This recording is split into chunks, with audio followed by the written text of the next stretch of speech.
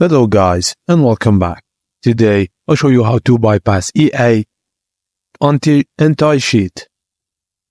Firstly, in Steam, go to your games page, then right click on the game and select Properties, Installed Files, then Browse.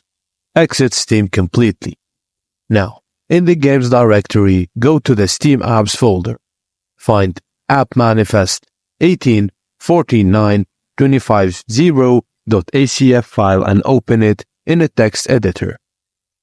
Edit the following values. State flags set to 4, bytes to download, bytes downloaded, bytes to stage, and bytes staged set to 0. Auto update behavior set to 1.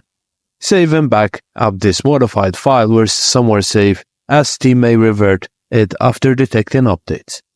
In the game's install directory, go to WRC binaries Win64. Find WRC and rename it to EA Anti-Cheat Game Service Launcher.exx. Now just open Steam, go to Steam, then go offline.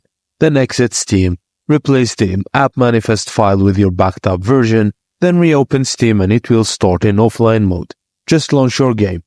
Just note to play online, return to Steam, then click on Go Online.